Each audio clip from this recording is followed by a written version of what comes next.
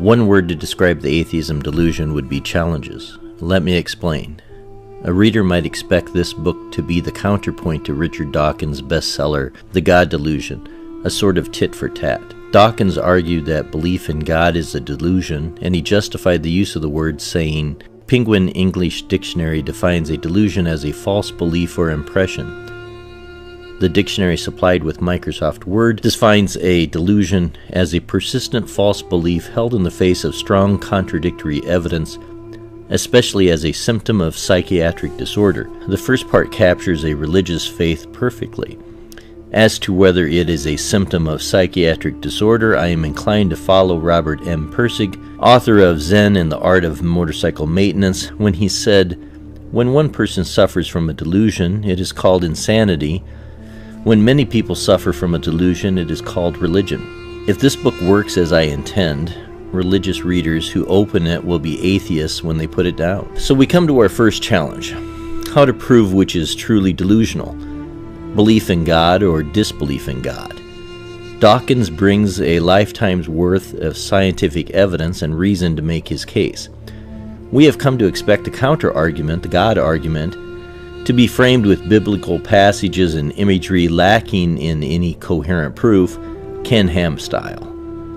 We also expect this type of book to be preaching to the choir, written to bolster our already preconceived beliefs, comforting for the co-religionists, but completely irrelevant to critical scientific minds. Is it possible to make a scientific case for God? If so, could the case for God be so scientifically provably strong that it is actually disbelief or atheism that is the delusion, the persistent false belief held in the face of strong contradictory evidence? If that question fascinates you, this book is for you. Which brings us to challenge number 2. If the religious reader is expecting a free pass in this book, the opening chapter quickly dispels that. It doesn't coddle the religious crowd, it shines the light on them first. Like an opening salvo, a shot across the bow, a caution to all those who dare to enter. The title might seem like the target is atheism, but the real target is actually all things delusional and irrational, whether dressed in belief or disbelief. And the arbiter in this contest? Science and the God-given mechanism of intelligence, as the author calls it, that each reader possesses. The book is in part a response to Dawkins' God delusion, but it is much more than just that. It is a response to all delusional beliefs. The atheism delusion is about the epic journey of mankind, surprising the reader and keeping them off balance. Things are not as you expect and not as you thought. This is a book giving the case for God that isn't based on books that depend on a belief in their divine origin, or in men who readers may even doubt ever existed. The book is based on the scientific method, provable science and unbiased analysis. The author takes the reader back in time through this epic journey using all available evidence.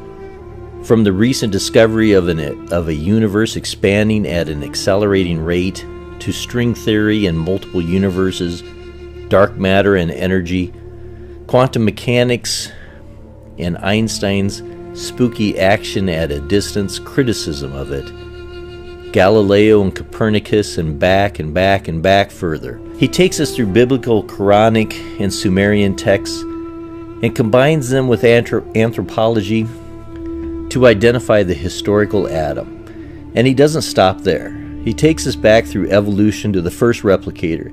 He takes us back to the very beginning of the universe and makes the case that all of these texts and all of these sciences tell one undeniable story, that it began with a purpose and continues to have a purpose, and he uses scientific evidence at every stop to prove it. In a recent discussion between Richard Dawkins and Lawrence Krauss on Something from Nothing, Dr. Dawkins said, quote, "I quite like the idea that people are being taught in their churches that evolution is incompatible with God, because we absolutely can demonstrate that evolution is a fact." So this brings us to the final challenge. We've seen Bill Nye debate Ken Ham, But is there any challenge in arguing scientifically against someone who believes the earth is 6,000 years old? After reading The Atheism Delusion, the question won't be, is there scientific proof for God? But rather, why has no one written a book like this before? And will the atheists or even the religious crowd accept the challenge and respond to the evidence presented?